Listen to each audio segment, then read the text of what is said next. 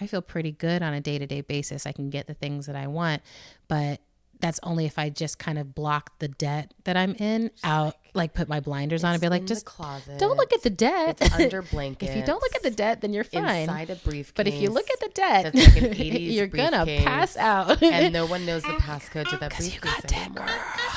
girl. So, and I do feel like... Ice on my hands, no diamonds on my grill. Don't drive a Mercedes, I'ma keep it real. Nothing in my pocket but a $5 bill. Guess I go to Taco Bell and get a combo meal. I swear to God, I don't wanna be a broke chick, but I'm feeling like a broke chick. Couple diamonds on the bezel of my Audemars. Michael J. Foxing, cause I'm wishing that shit won't hit. I'm a fiend for a discount. I'm Autumn Brown, a queer science fiction writer, a theologian, a mother of dragons, and a healing justice facilitator for social movements living in rural Minnesota. And I'm Adrienne Marie Brown, author of Emergent Strategy, co-editor of Octavia's Brood, writer, facilitator of Black liberation work, auntie extraordinaire, doula, and pleasure activist, living in Detroit. And this is How to Survive the End of the World, our podcast about learning from apocalypse with grace, rigor, and curiosity. This episode, we're going to be diving into something that really was not easy for either of us. We're going to be talking about class and money. This is an episode that's responding directly to some feedback and questions that we got after last season about what is our class and how do we relate to money and kind of how do we live lives that seem to be so Black and fabulous, and does that actually grok with our class experience? And what it has to do with surviving for the apocalypse is we really believe that we have to get super honest about our relationships to class, our relationships to resources and what we have, and how we have conversations about that really honestly in order to begin to pivot into a system in which economics is something that is transparent and shared and cooperative and collaborative. So in this episode, we'll be talking not only about our own experiences, but about some of the experiments that are exciting to us in the economic realm. It's gonna rock, y'all. Enjoy the show.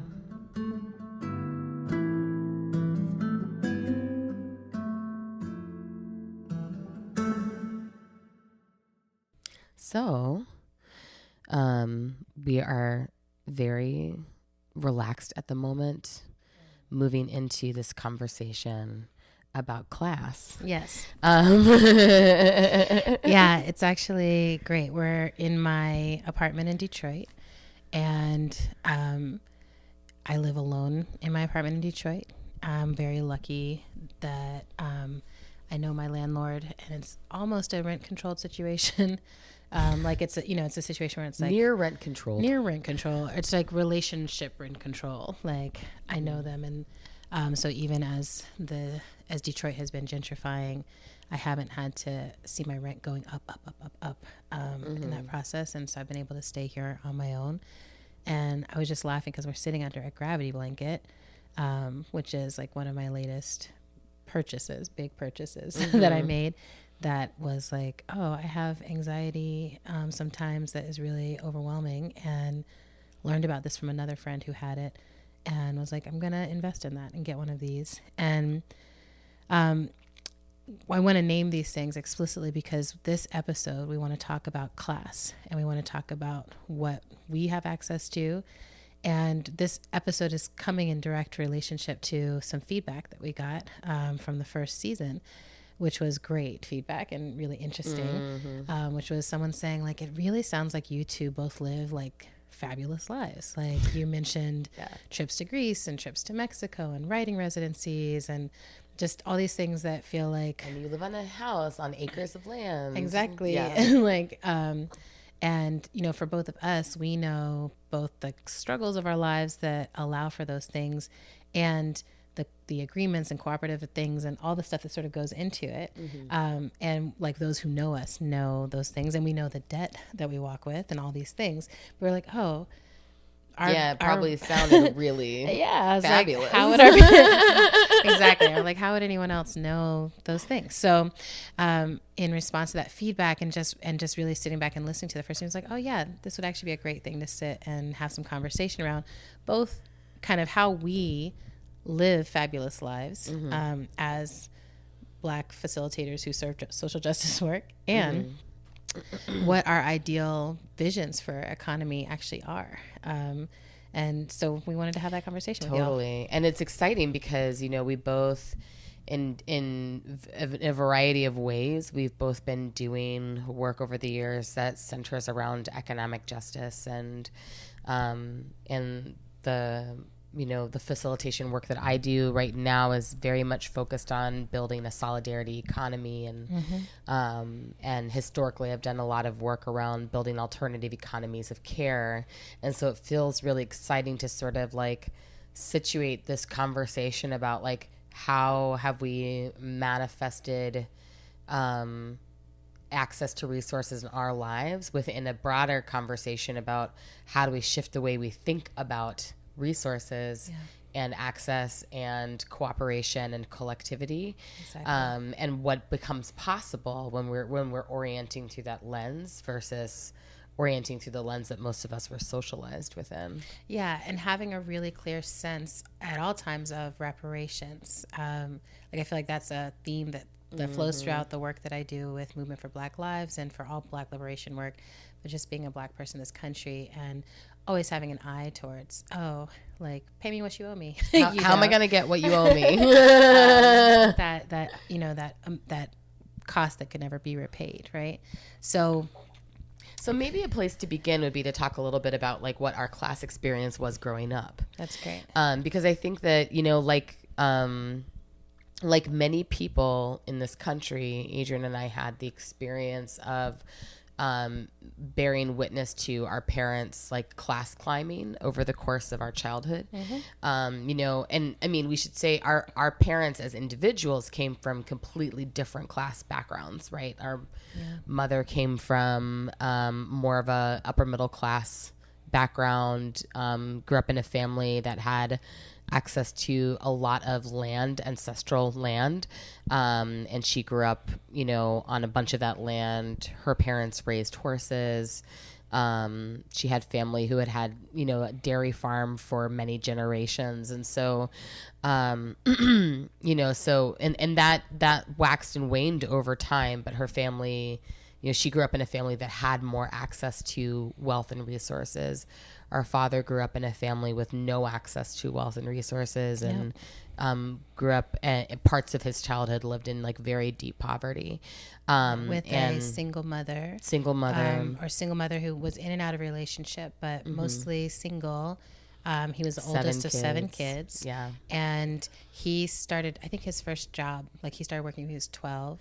She worked as a domestic worker for his whole adult life in various like hotels in and around the Pendleton area. Interestingly, Dad recently told me his actual first job, which was when he was 7. What? And in the summer times when he was 7 years old, I remember when he told me this, I was just like floored, but he would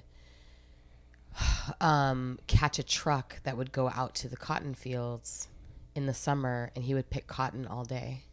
What? Like I don't think that he was the only kid from his neighborhood who did this, but there were some kids who would go and then they would get paid whatever like small tiny amount of money they would get paid for a day's worth of like cotton picking in the field. Wow. And I remember him telling me this over dinner one night when he was visiting me in Minnesota, and I was just like, it was the first I'd ever heard it, and he kind of shared it as like an offhanded anecdote of this thing that he did when he was 7, and he had such pride in his eyes. He was like, I was so proud of myself for the money that I brought home to my mom. I remember I was so proud of myself. Oh my God, sorry. Right? I know. Isn't that amazing? I just totally didn't know that. And, it's interesting because like a year or 2 later, I remember I was doing some like therapeutic work around my relationship with him. Yeah. And one of the things that my therapist was having me do was like sort of visualize myself like like basically dropping down into that field and like putting my arms around him and like being like the adult version of myself, like sort of rescuing the child version of him from the situation.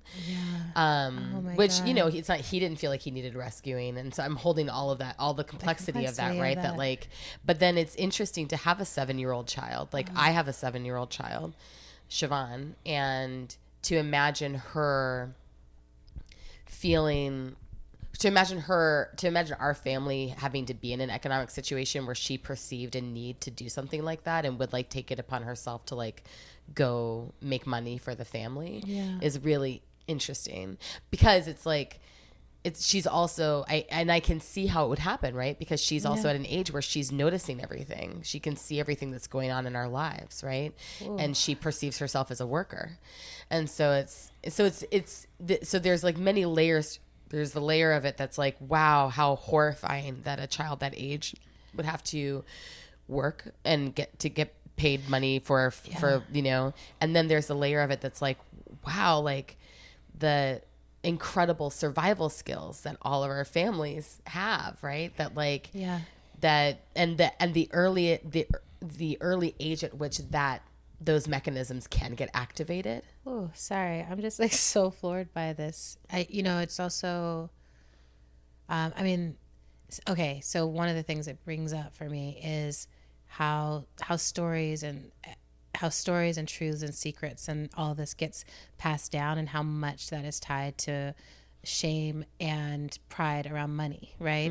And like this sense of what we have and don't have, like how I just feel like we're still in an early generation of being like, hey, let's talk openly about money and what we have and where it came from. And then I think, so there's part of my brain that's going off down that trail. And then another part that's just like, you know, this bridge from slavery to indentured servitude to working to, you know, well, like slavery to sharecropping. Exactly. Right. But I'm also thinking, thank you. I'm like, my brain is like, whoa. I'm also having a moment of, I'm like, who owned that cotton field? Like who was paying him, and like who had the resources at that time? How did he get connected with it? What was the experience? Were there, you know, like of other children? Was it, it's just like, how do you move from something that had been an experience of slavery to an experience of, I'm proud to be making this money, to something else? And it's going to take me a little while to let that one kind of like percolate through. I remember having exactly that reaction at the dinner table when he told me. So our parents, you know, so as elucidated by that story, our parents came from vastly different class experiences. And then, you know, they met, they fell in love, they eloped after dating for 3 months. They have an amazing love story, which we should probably just have a whole episode where we just interview them about their love story. Yeah. And, you know, as we've probably mentioned before, our parents our mother is white, our father is black. They're both from South Carolina. Yeah. You know, grew up in a fairly deep South situation where, you know, and they got married, you know, maybe like 5 years after interracial marriage was legalized. So, you know, it's like, it's still a time where it's... And it wasn't culturally accepted at all. Not at all. Like, it was very dangerous still for them to be doing what they were doing. Interestingly, it feels like, again, it's barely... barely okay. Yeah. And so... from many sides. Like, I feel like there's a lot of different perspectives. That's another whole show. It's a whole another whole I feel like show. Everything we talk about is like, that's another whole show. But anyways, all this is just getting to the fact that our father also, in the same time period, went into the military as a career officer. Yeah. And so our experience growing up, like our class experience, was one that involved... so when I say class climbing, I'm referring to, you know, the ways in which, you know... Well, I think many of us are aware of the fact that in the United States, there's like a real mythology around upward class mobility. And the reality is that it depends very much on your like geographic situation, social positioning, all those things, whether or not you actually have access to upward mobility. And it's very few people who do. Yeah. But we grew up in a family where there was access to upward class mobility. And it had a lot to do with the fact that our father was a career military officer on a track that like pushed him upwards. So we very directly experienced going from being in a more of like a, what you would consider to be a typical like working class family situation to being middle class. And then after we both graduated from college, our parents basically became like upper middle class. Yeah. Although the thing that always feels important to layer into it for me is that as we were growing up, that class was not necessarily tied to economics, like tied to resources in the same way. Yes. So in the military, they do this beautiful thing of like not paying you very much at all, but then they give you all this, like rank. So it's like we had status, right? We had the class, the officer thing where it was like, okay, we have to get dressed up a certain way. And he's wearing his gorgeous outfits, dress blues, dress greens. And then we're going to fancy events and we have to know how to eat things properly and all that is happening. But it's still not translating to like wealth that would, it's not like you leave the military and you're just like, well, just bring all this wealth that we gained in the military. Right. Like No, that's not how it happened. So I remember having the experience of, after I had been working, I think I'd been working for like maybe 10 years, 8 or 10 years or something. And I told Dad at one point, like what I was earning. And he was like, oh, that's what I was earning. Like when I left the military after 30 years of service. Right. Wow. And so just having these moments of like, oh, like the numbers didn't necessarily match with the economics of the class level. And I think that feels like an important thing when we talk about like how you make these leaps and not that these leaps are desirable necessarily, but that this is how we get socialized. So for someone like Dad, it was like very important to be like, oh, we want to have more. We never have enough. We need to have more. Right. So that piece feels important to name that, because there were other officers' kids. And I remember one in particular who I was close friends with who did come from wealth. And I'm going to not say her name, but she came from wealth. There was like a town named after her somewhere. Like, it was a whole different experience. And they were legacy military. It was kind of like a legacy military family. It's like everyone had been officers. Everyone had served in big wars. And it was like a big, it was like a different path. And then there was folks like Dad. And Dad was one of the rare folks who was at the officer level who came from poverty drafted into the military, was like, this is my way out of poverty. But because Dad all through college was doing ROTC hardcore, was able to enter at an officer level. Right. So I just think all of that is really, to me, feels really, this is where all this nuance happens, where it's like, sometimes you have experiences of class that are not tied to having wealth. And even now I feel like that's a lot of my experiences, that I'm like, I have these experiences where, because I'm facilitating groups, I facilitate foundations often. So I will get flown to some place that I'm like, what? I can't believe this is a place that exists and that people come to for fun or something. And we'll be in these very fancy experiences with very fancy, I just remember the first time I sat down at a table where there were like, so many utensils on either side of it. And I was just like, I don't know what to do. And someone was like, just start from the outside and go in. But I was just like, I literally can't figure this out. But use the tiniest spoon first. Just go small to big. But just sitting in these spaces and kind of having access to that level of luxurious experiences, and then coming home with my little paycheck and being like, okay, this little paycheck has got to last me for the next 2 months until like the next time I have a gig. And during those 2 months, I'm back to like a ramen level life or whatever. Right. And then going back into, so doing these experiences of kind of wide range class living. And then now living an experience where I'm like, I feel pretty good on a day-to-day basis. I can get the things that I want, but that's only if I just kind of block the debt that I'm in out, like put my blinders on and be like, just don't look at the debt. It's under blankets. If you don't look at the debt, then you're fine. Inside a briefcase. But if you look at the debt, that's like an 80s you're going to pass out. And no one knows the passcode to that briefcase you got debt, anymore.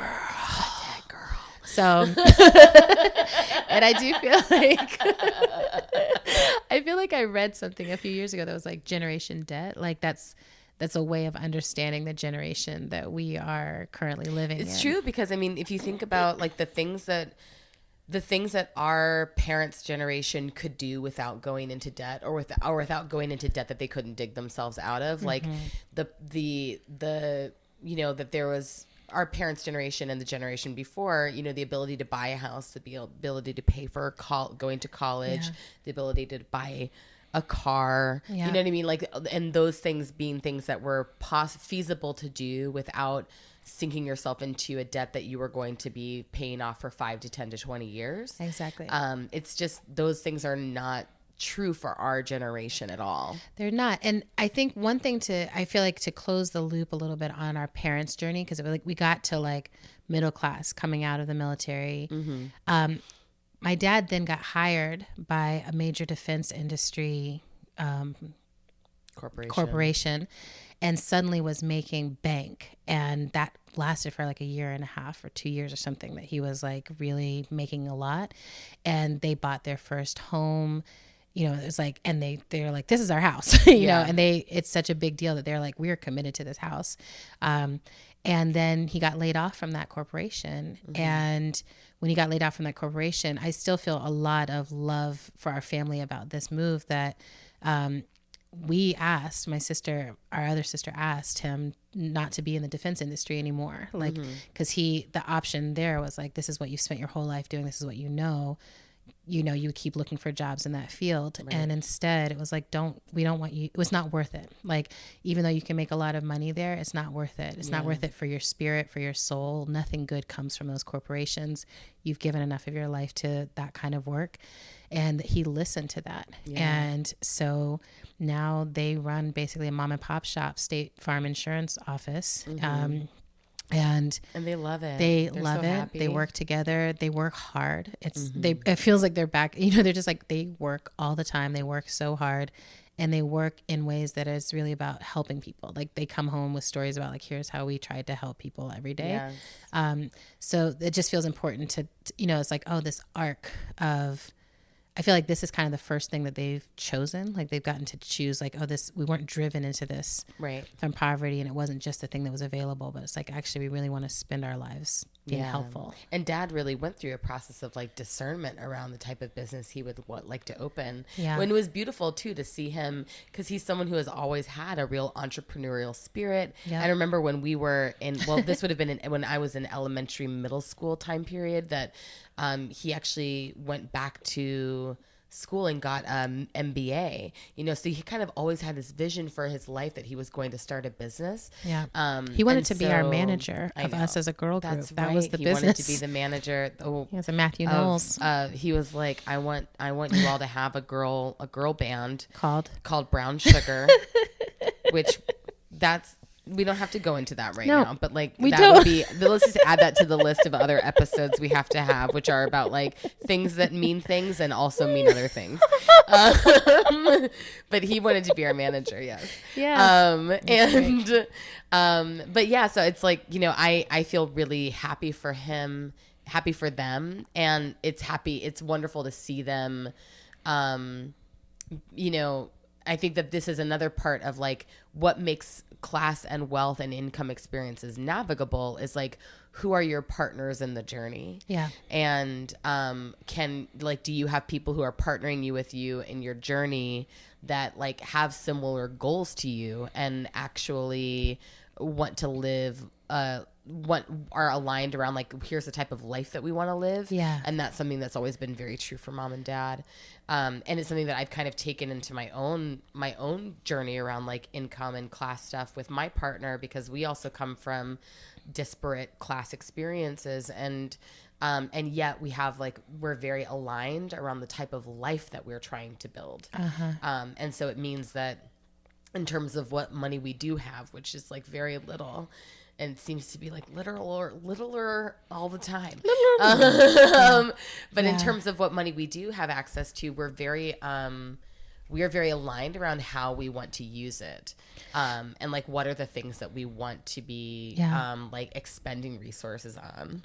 I love this point around like that there's something that's like, oh, what is a vision we have for the quality of life that we want to share? And then I think there's also something really powerful in what you just said of like, it seems to be smaller and smaller, little and little, the amount of money you actually have.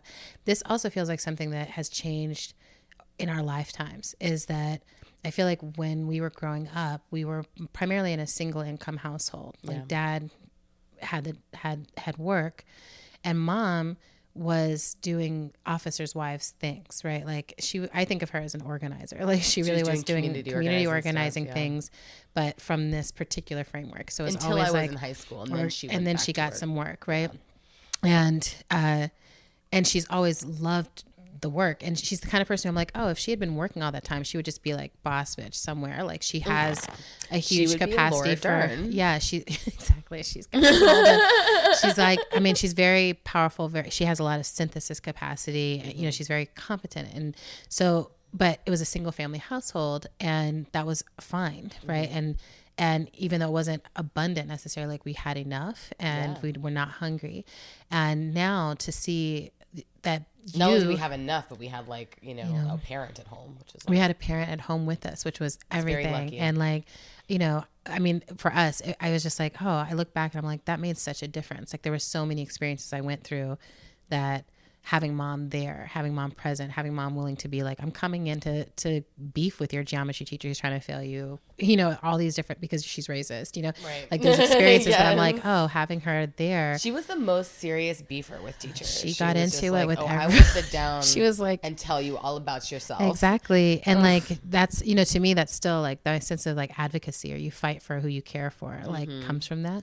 But the point that I wanted to make there was like, now watching you be a 2-income household for most of the time that y'all have been together raising children, with some exceptions to that have been very like intentional, like, oh, we're going to take a break here, or we're struggling, we're trying to find work here. But for the most part, being a 2-income household and still having such a hard time being able to make ends meet. And it's just like, thinking about like what all has changed in the larger economy to make that true. So that it's like, you do have insane debt. It is really hard to make ends meet. It's particularly intense right now because we're coming off of a period of being a single income household where my partner just completed a master's program. And so over the last 2.5 years, I've been the sole breadwinner for our family, supporting him through grad school. And of course, in that time period, I've gone through some pretty significant changes in terms of like even how I'm working and who I'm working for, that have been very positive. But it is interesting to look at our lives and be like, you know, now that my partner is working again, things are shifting back in like a positive direction. But we can kind of see how long it's going to take us to actually dig ourselves out of the debt that we are now in. Yep. And it's very intense. And it's interesting too, because I think, you know, we do live in a society where we're all collectively discouraged from talking directly about this stuff. Yes. And so I have interesting experiences sometimes where if I bring up my debt situation or my financial situation, people automatically want to give me advice about things, about how I need to manage my money differently, or if people make different choices and and there's like a lot of coded language around personal responsibility that happens in those conversations. And it's like,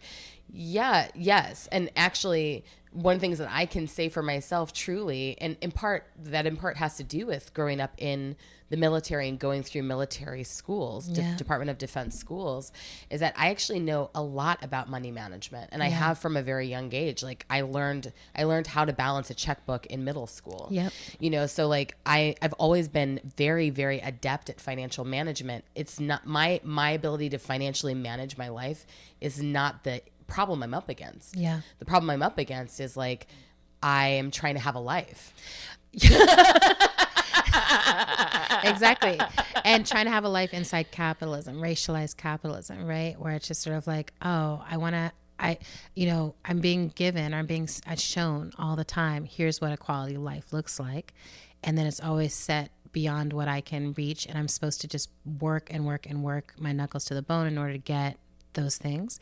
Like, I really feel like that personal bootstraps, which is like, we grew up in a personal bootstraps family, you know, like think dad had that mentality of like, you work hard, you pull yourself up, and then trying to step back and be like, that is very much an exception to the rule. And as we both got politicized, being like, that's just not the case for the majority of people.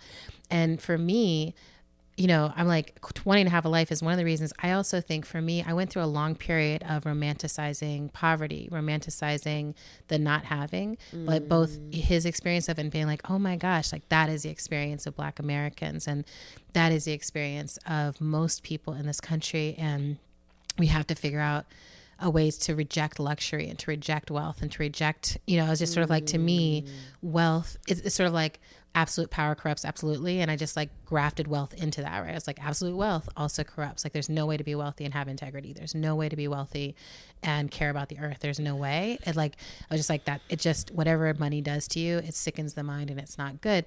And so for me, I was just like, I reject it. And for a long time, I just was like, you know, I would take jobs that were paying me half of what maybe, you know, would have been like a living wage or would have made sense at that time. And I was just like proudly doing so. And I remember moments of, you know, there was a moment where I had a job and this sort of comparative chart came out about, you know, all the people in my field and the jobs at that level. And those salary studies just make you want to like. I cried. I actually cried because I knew, I was like, I know that I'm working just as hard as all these other people. And I know that I have this analysis that is like, I'm not trying to get wealthy in this work. I'm just trying to do my work and I just want to survive.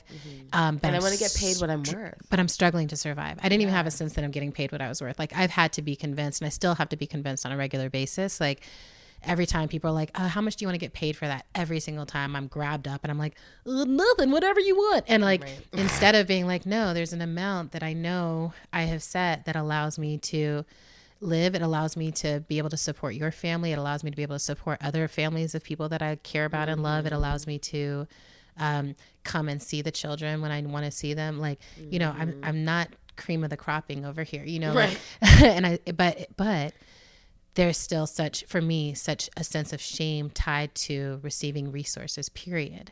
And so I think then, part of that is because it always feels so individual, right? I'm just like, oh, even if I individually flew somewhere and did a piece of work or whatever, I'm like, I did that work as part of a collective effort. And how do we always be thinking in a collective way about economy? And I sit in this question, you know, I have friends that hold down like kind of every economic worldview. And I think one of the things I'd love for us to do on this show over time is hold this question of economy as one of the major questions we're exploring. Because I would love to have people come on and talk explicitly about socialism, about the experiments of socialism that we've seen in our lifetimes and in the past century and this century, and then what the living experiments of socialism are now, why we should move towards it, why not. I would love to have people come on and talk about pluralist commonwealths. I would love to talk about cooperative economics. I would love to, just have people come on who are doing these economic experiments, because I think so often what happens is we get caught up where it's like, I don't know what to do. I'm an anti-capitalist, but where do I actually get into? But I'm on this hamster wheel. I'm on the hamster wheel. And how do I, so one other example or one other thing that feels important to share here is that part of my being an anti-capitalist, getting politicized in college, was I decided I'm not paying for wars. I'm just not. I'm not. So I became a war tax resistor, but I didn't do it. I did it in an Adrienne way. You didn't do it like in the normal way? I didn't do it in the way so there's like one way that's like, I'm going to keep my earnings under $14,000 a year so that I'm not required to pay. I'll just be really poor. Right. I'll just be, and that's what it is, right? It's like, oh, this is one way you can do it. Right. And I couldn't do that way because, every kind of job or all the kind of that I wanted to do, that just wasn't working out that way. And I was like, will you work with me? And no, people are like that, there's just such resistance to this as an idea. And so I would just write a letter to the IRS each year, very self-righteous letter to the IRS each year saying, as long as you continue to engage and I would list whichever wars were active at that time. then and they write back and be like, you missed one. They didn't. They never wrote me back. They never acknowledged me in any way. Then after 10 years of doing this, right? And people were like, they're going to catch up to you at some point. And, you know, I had, going in my favor, I had Social Security number confusion for a long time, like some Social Security dyslexia. So I had 2 numbers that were flipped on my Social Security for a long time, which I think helped. But it was a mistake, kind of helped. But you know, so this is what I mean by an Adrienne way, right? I was like sort of stumbling and calling it dancing. Like I was just like, I'm doing this. And I had other friends who were also kind of stumbling and doing it, but everyone was doing it in different ways. And none of us, like it didn't matter which way we were doing, we all got caught and we all got caught up. And so for me, the experience of getting caught up was, I was in a grocery store and I had been doing some sugar cleanse thing. And then I was in a grocery store about to binge the fuck out. So I was in a grocery store and in my cart, it was like ice cream, Oreos, chips. I was just like, I don't know what all was going on that day, but it's just one of those days where I was like, I can't do this anymore. Everything sucks. I need some sugar, you know, and like, that's my go-to. So I'm sitting there with this cart and it feels important because of how I received what happened. I go to the checkout thing and I'm like, I think I had even already opened like one of the things. So I was just like, I'm going to start eating this right now. And oh my God, this is so vulnerable to share. Anyway, so I'm just like, I get there, I go to pull out my card and they swipe it and they're like, this isn't working. And I was like, you know I have money on that card. Like I'm not the kind of person who goes swiping stuff that I don't think is going to work. It's just not like, whatever that kind of person is, I'm not that person. Well, I'm mostly because I get way too embarrassed. I get way too embarrassed by it. And I start coming up with like, oh no, that's just this. I like, well, for some reason with this stranger, I feel like I need to tell them like a whole financial story. This is all tied together, right? This like money shame is so deep. I'm just like, exactly right. I'm just like, oh no, I can never have anyone think I don't have enough. Like that feels trained into me from forever, right? So I always, you know, I'll be like, I'd rather pull out a credit card where I'm like, I know this will go through, than pull out my debit card and have it like not go through. Like that to me is like the shock. So I have her swipe a card. It's not working. I was like, what? I mean, like, there's no way. I know. Right. I was like, try this card. Swipe it. Nothing. No, it's not working. Right. So then I'm like, holy crap, right? So I take my little cart. I was like, hold on. So I pull my cart over because I'm not returning. I'm not getting my Oreos. I mean, I need these, right? So I go over, I call my bank and they're like, yeah, the U.S. government has shut down your accounts. And here's the number you need to call. And I just felt, I literally, you know, like when a puppy gets grabbed up by the skin of its neck and it's just like hanging in the air like that. Like I just felt like that. I was like, the ground has been pulled out from under me. I'm totally in someone else's control. Like, can they see me right now? Like it felt like, oh my God, like how can you do that to me? Are they about to come arrest me? I'm talking to my bank. I'm like, I've been banking with you since I was 13 years old. And you know, there's no protection. There's no warning. There's no anything. It's just like, okay, now the government says. And so then I called the IRS. And again, this is where privilege comes in because I'm like, I have enough. I think educational privilege got me through that because I called and I think was able to find the voice and find the way to talk to these people and like move through and I was like, I will have a first payment to you. This is Adrienne Marie Brown. Yes, Adrienne Marie Brown. I am a fully employed, blah, blah, blah. And I will have some money to you, da, da, da. And actually, that's not true. The very first call to the IRS, I reached this dude from New York. He knew because he had the New York accent, which I cannot do. Okay, don't try it. I'm not going to try it. It may happen anyway. But anyway, he gets on the phone with me and he's like, you got to pay your taxes. You just got to pay your taxes. And I was like, I understand. I've been doing war tax resistance. Like he was like, all right. I mean, I don't agree with a lot of things the government does too, but you got to pay your taxes. So, you know, it was just like, he was like, you don't seem to understand. Exactly. He was like, let me break it down for you. We live in a bureaucratic system. You can't step outside of it. You actually don't get to make that choice. Like, I don't care what you believe or don't believe. Like, you don't get to make that choice. And here's your bill. And they stated the number to me and I almost fainted. And I was like, okay. And he was like, but you're not going to pay all that at once. And he transferred me some other department. We figured out some payment plan that would allow them to make my cards go through. I left the cart, right? It was like, I have to leave this behind. So the one thing that I have to let go. At least this, well, and I took it as, okay, well, at least I'm getting this intervention on this sugar binge I was about to do. Right. Let me go back home, eat my lemon water or whatever the frick I was doing at the time. Right. And just like, I just wanted to share that because it does feel important to say, it's not like we don't try to resist these systems of capitalism. It's not like, it almost like this feels like a note from as an American to the rest of the world. Sometimes to be able to say like, there are those of us who are in this country who we understand how our economic choices are impacting your physical well-being, and that our country comes after you on the funds and with the money on arms that we have paid for. Like, we understand that and we try to resist. And this is what happens when we try to resist is we get caught up and we get made to heal and then continue trying to find ways to resist.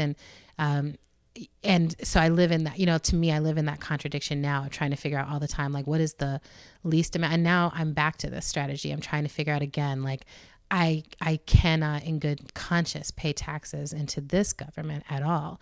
So what do I do? What do I do? Yeah. And how do I do it? And that might be another episode too, is having people, there's a whole body of folks who talk about war tax resistance as an ongoing strategy and different ways of doing it. And, I will say when I took it on initially, Dad was in a very high ranking position in the U.S. Army. And I thought, if they come and arrest me, I'm here for the story of that, right? To say, like, right, a high ranking officer's daughter.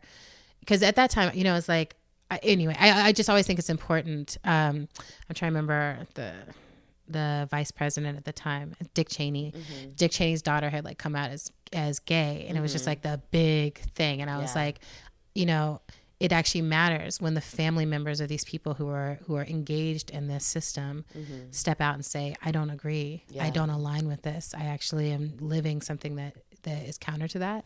It felt like a strategy at the time, but it's like my story about myself is my strategy. Well, yeah. So I guess I feel like I should share a couple of things in my own experience.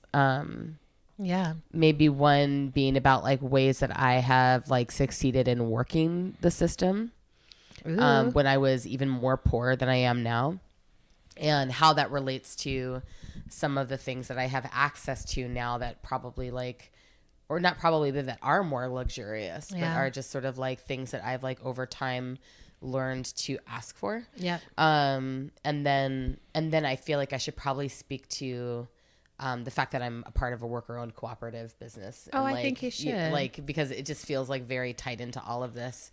But yeah, that so like, because I've known a lot about financial management for a long time, and I think because maybe I have a sort of natural personality orientation away from shame.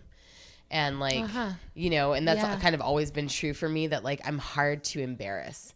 And I love that about you. It's weird. Like, I recognize that it's not normal, especially in our family. It doesn't make any sense. We're but a very shame loving family. And I'm just like very like, try to shame me. Actually, you've been that way since you were a kid. Like, I just remember you like burping and farting as a kid and just being like, dang, she just doesn't even care. I'm just like, I don't care. Amazing. And so which isn't to say that I don't have any of the money, income, class, shame stuff that everyone has. Like I have it just like everyone does, but I feel like it doesn't impact me in the same way that I see it impact some other folks in my life. Yeah. And I think in many ways, because of becoming a mom at such a young age, like I just had to push through a lot of that. Yep. I just had to be like, all right, like I can't afford, I live in New York City and I have 2 children. I have to be on food stamps and I have to be in the WIC program. Yeah. And so like, that's like, I don't have a choice about that. Like I just have to figure out how to make it work.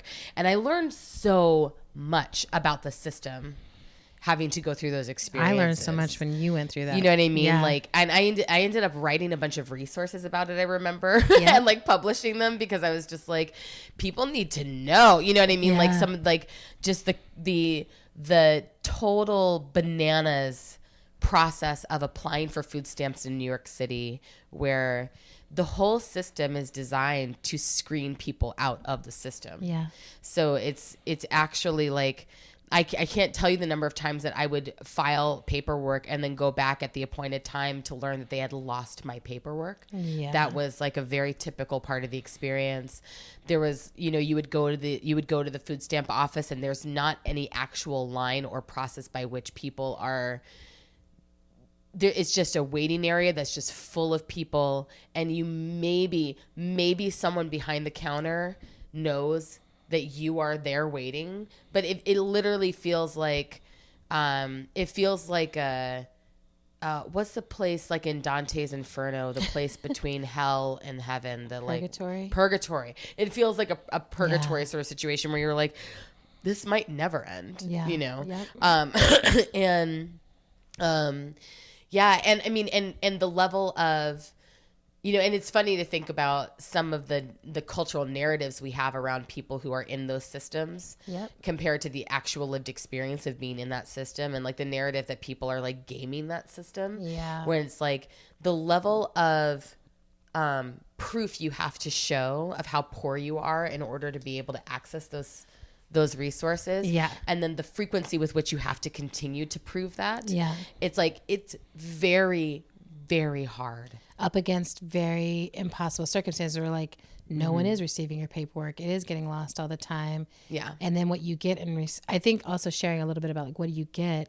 Like, it's like, oh, when you have food stamps or when you're on the WIC plan, it's like, and that's the other thing that like the way you access those resources is really, I think that there's just a lot of confusion that people have about how it all works, right? Because for instance, when you get food stamps, thankfully now you get this thing called an EBT card, which works like a debit card. It's an electronic benefits transfer card. So it works like a debit card. So people see people using them in grocery stores and they think that they can just buy whatever they want. But the EBT card is attuned to what you're buying. So you can't buy anything with it. You can only buy food. Right. And you can only buy like the kind of food that they that's approve, with WIC. right? No, with WIC. Okay. Food stamps you can buy any kind of food, but it has to be food. So like if you went up to the cash register and you had a bunch of food and beer, the beer would show up as something that the food stamps are not paying for, right? Right. I was just like, what was the thing that made it so that you had to have like jugs of milk all the time?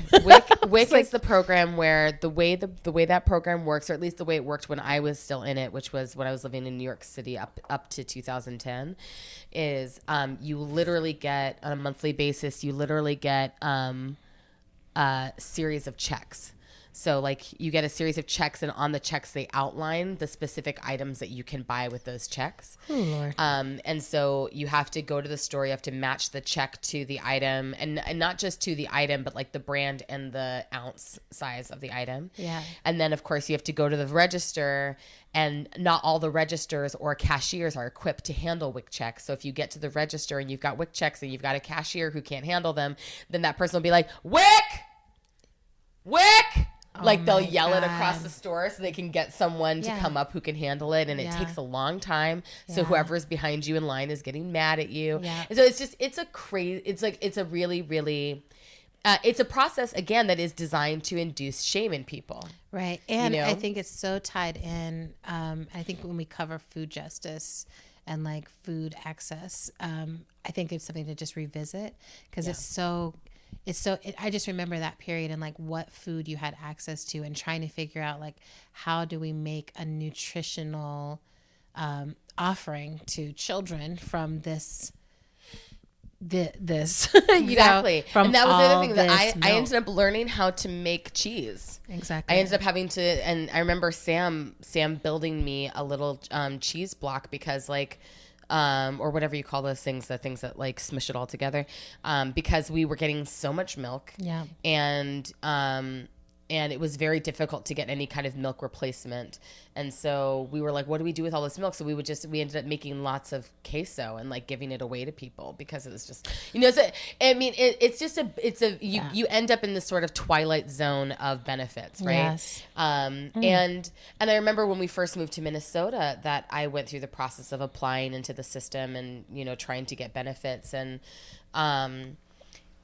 of course, over the years, one of the other things that I've benefited from as the youngest kid in our family and as the person who has young children is the financial support of you and April and mom and dad, right? Mm-hmm. And so at various points I've had like infusions of cash into my bank accounts in moments where I was in crisis or just like couldn't afford something.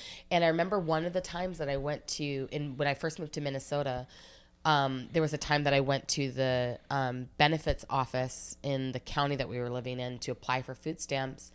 And you have to show your bank statements. Yeah. And they saw on the bank statement that I had recently received a $500 transfer from April. And then they were like interrogating me about it.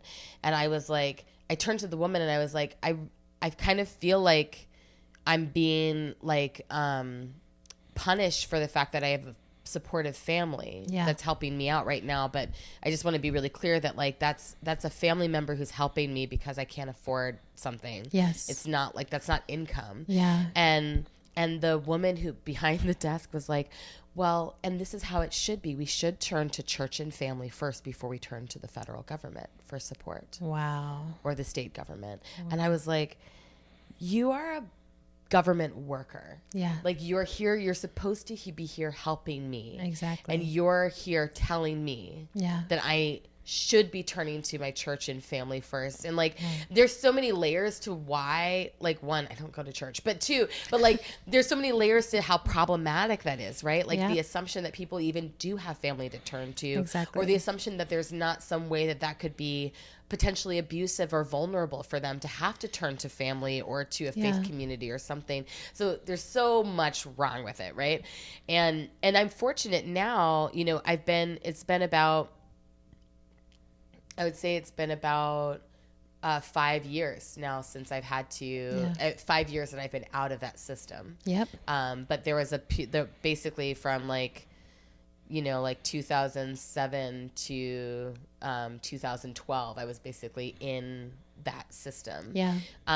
Even with all the amazing support I was getting from people, but I feel like I learned so much about just how to navigate poverty, and I learned so much about how those systems are rigged against poor people. Yes. And it also taught me about the importance of being in that system. Really taught me the importance of like of just advocating for myself. Yeah. And so now I'm in a situation where I feel like that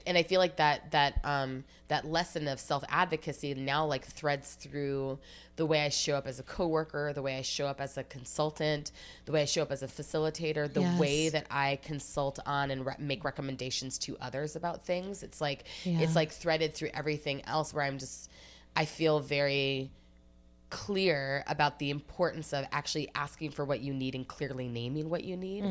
And then it's that Bill Withers song, like no one can fill those of your needs that you don't let show. Like I think about that, like both like, oh, as a society we should be structured that way, where it's like we let our needs show and we let what we have show, and we give and receive, not in a transactional way, but like from like what do people actually need. But I then think about that also in community, that it's like, oh, how do we start to build community around this idea that like we as a community always have enough to meet the needs of the community. So it's always been very easy to me, like if you had a need, to be like, oh yeah, I want to meet that need. I'm invested in your well-being. I'm invested in the kids' well-being. But then how our society has structured itself so that we don't think that way as a community. We think that way in the unit of family. And how that, to me, if I think of like, oh, what are the threads of politicization in practice that I've been engaged in? It's been extending that generosity beyond family. Yes. So there's several friends in my life who at different points I have supported or gone to for support financially. And and giving without an expectation of transaction. You know, it's like, I'm not giving because I'm like, you're going to give it back to me. I'm keeping track of it. It's like, I'm giving because you need it. And I know that if I ever have a need, I'll be able to come to you, and it may be a different kind of need altogether. Often it is. Yes. And then also thinking like, what are things we need to have access to as a community? So, I mean, I live in a situation now where I have communal access to a boat and communal access to a hot tub.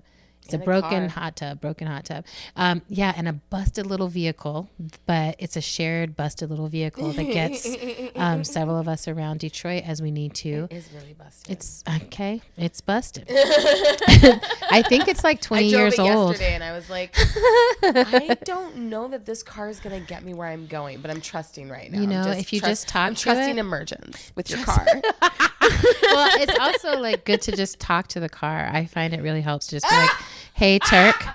I call the car Turk because it's a little turquoise car. And it is like 20 years old. It has had moments where it was like, I can't really start under these conditions. I'm not really up for the task, but we just keep extending its life just a little bit longer. And, you know, it doesn't go on long trips or anything like that, but it gets around.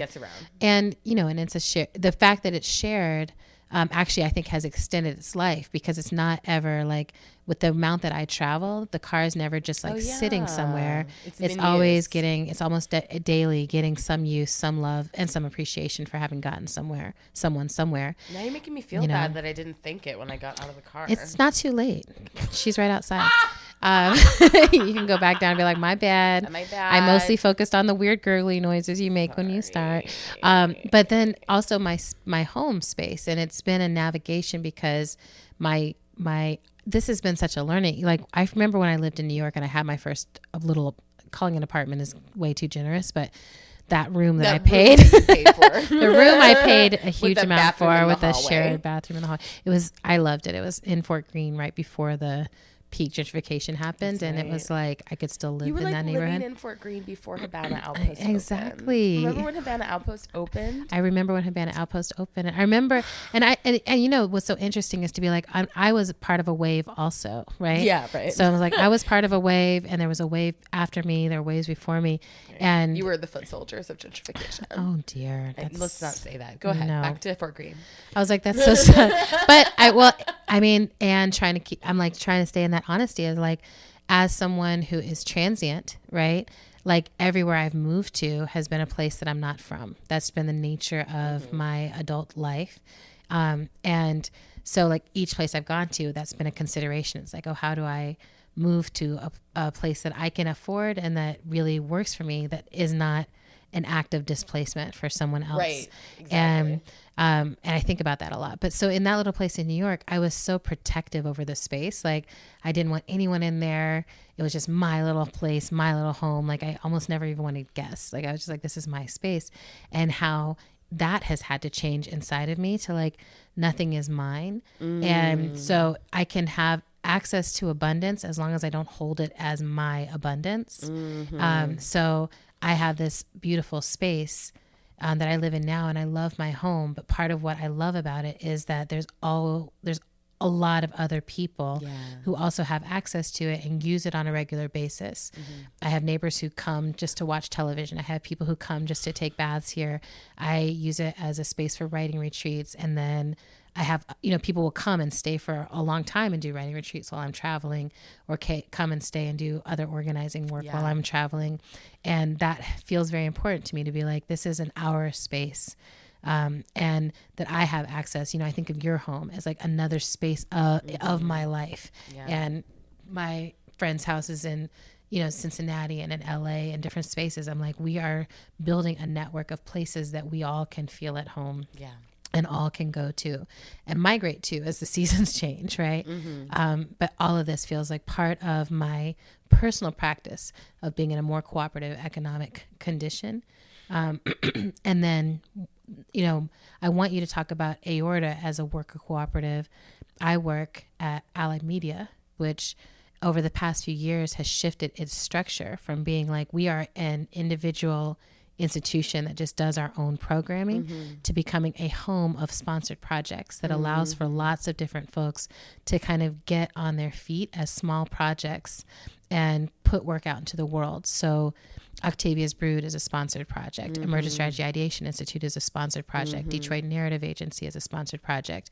This podcast is probably going to be a sponsored project. Like it's constantly trying to figure out like, how do we bring all these things together and share the backbone resources of organization so that nonprofitization is not we don't have to keep replicating that model a million times for all these projects, but rather say like, let's just do that once, get really good at it, do the bare minimum of what we need to do to engage with that system, and then have a lot of projects that have a lot of autonomy about how they go about doing their work. Beautiful. So that's one model. And then can you share a little bit about Aorta? I can talk about Aorta. So Aorta is a worker-owned cooperative. And obviously there's a lot of different types of cooperatives. You know, there's food co-ops, there's housing co-ops, there's agricultural co-ops. Like, you know, there's a wide world of cooperation.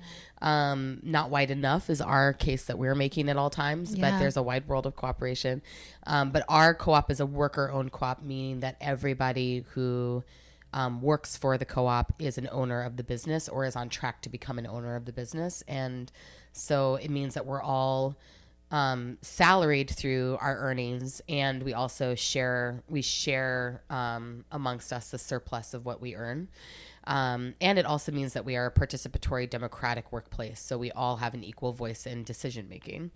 And one of the things that's kind of cool about being a co-op of consultants is that the other thing that we're doing at all times is we're consulting on and facilitating with folks who are in the cooperative movement and the movement for a solidarity economy. Yes. And anyone that we're facilitating with who's not already in that movement, we're trying to push towards it because, you know,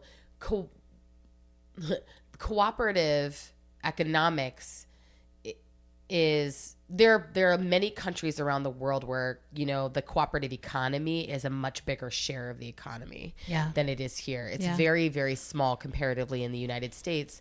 And we really believe that we need to continue growing it, and we need to grow it as fast as possible because we really see cooperative economy as basically the bridge out of capitalism, right? Like, you know, how do we understand how we generate resources, how we share resources, how we access resources?